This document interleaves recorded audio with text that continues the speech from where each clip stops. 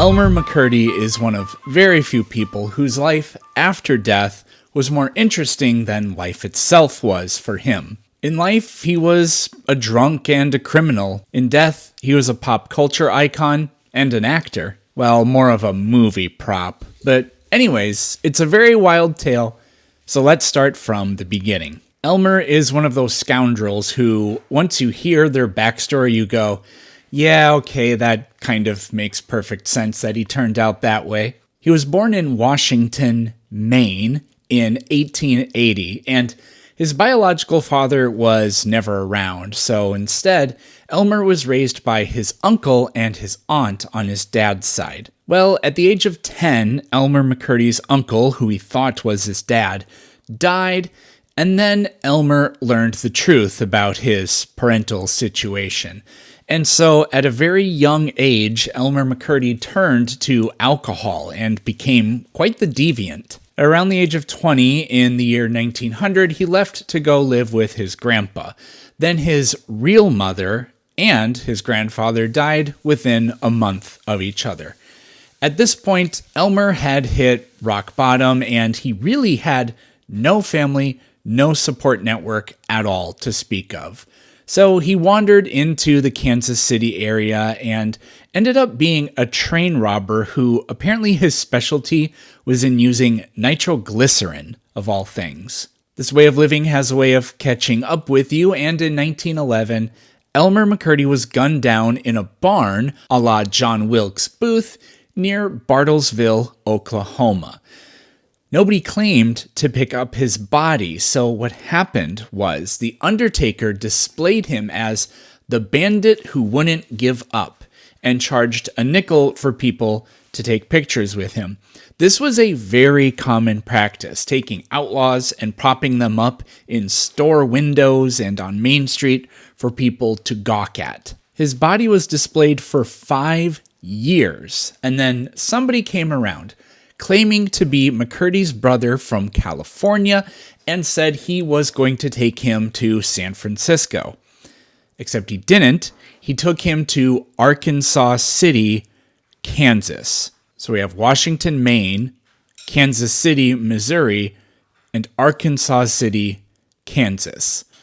How does the man who claimed to be McCurdy's brother was a carnival owner, and he pretty much stole the Undertaker's idea. He put McCurdy on display with the title, The Outlaw Who Would Never Be Captured Alive. 6 years after that, McCurdy was sold to a crime museum and displayed next to wax figurines of famous outlaws. And then his corpse was used as a prop for a film called Narcotic, which was used to scare people away from drugs.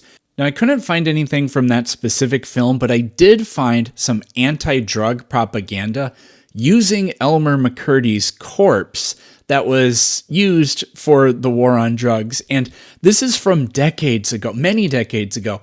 And it's important to see that the completely out-of-touch rhetoric that's always been around this issue, it's just been going on forever. Take a look at this. Sometimes the facts were embellished a little. Elmer McCurdy, Oklahoma train robber. Single-handed, he held up the Katy Flyer, killing 2 men. He was shot and made helpless. He feared lynching, so he drank a bottle of acid and died instantly. McCurdy was also an addict and peddler of drugs. He started more young people using marijuana than any other man. Today, the body is a puzzle to science because of its fine condition. Probably some chemical action between the acid he drank and his dope-saturated tissues caused this mummy-like preservation. So after death, Elmer finally earned money instead of stealing it.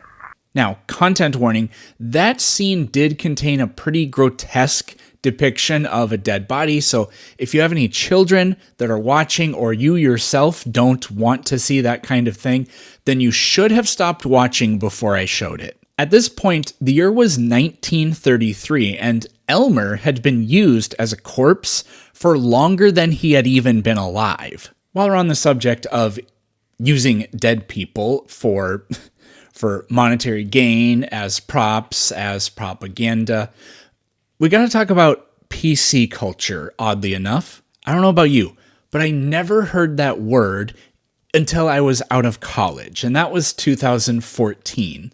I thought it was kind of a new thing, but no, people have been talking about political correctness for a very long time. Now, I think we all kind of recognize and understand that as a society, we progress generation after generation. Things that people thought were okay back in the day, we regard those as not being okay today. And using somebody else's dead body for display purposes is one of those things. But listen to this guy talk about how PC culture is making it difficult, or actually in this case impossible, for him to display this dead woman. I had a first-class, top-notch museum sideshow. Maria Day is a nightclub entertainer. She was killed by her boyfriend, and her body was tossed into Great Salt Lake. Because of all this political correctness that's rampant in the United States, at least, I voluntarily took her off the road over 20 years ago, and she's been in retirement ever since. Anyways, now the year is 1949, and McCurdy's body ended up in a warehouse in Los Angeles where it was used as a prop for the movie She Freak, which was filmed in '64 and then released in '67, almost 20 years after McCurdy's body was put into that warehouse. That movie is actually free on YouTube, but sadly the Elmer McCurdy scene was cut. It's supposed to happen at the very end of the movie. Spoiler, I'm going to show you a scene from that. This is the She Freak in question, and inside this pit that she is in there, they did film the scene. There was a coffin, and inside the coffin was McCurdy. It just didn't make the final cut. We have to talk about the opening credits to that movie. The opening credits say, "The motion picture you are about to see is wholly fictional, and any resemblance herein to actual happenings and or actual persons, living or dead, is purely coincidental." They knew for a fact that they were using a dead body as a prop, but they say it's purely coincidental that he looks dead. I guess the whole thing about Hollywood being a cesspool isn't a modern day thing either. Now, at some point, McCurdy's body got totally covered in wax, making it really hard to tell that he was a real dead body, and McCurdy had traded hands so many times that it wouldn't be surprising that nobody knew what that thing sitting in the corner of this warehouse was. In '68, McCurdy's body was sold with a whole bunch of other real wax figurines to some guy named Spoonie, and Spoonie was the owner of the Long Beach Hollywood Wax Museum. At one point, Spoonie loaned Elmer for a show at Mount Rushmore, because why the hell not at this point? The rediscovery of who the man beneath the wax was occurred during the filming of a TV show called The $6 Million Man. A prop mechanic tried to move one of McCurdy's arms to get a better look at his junk. Not making that up, that's what the guy says. And in the process, McCurdy's arm broke off. And the prop mechanic initially was like, oh, I broke the thing. But then he looked and he realized there's a human bone inside of this arm.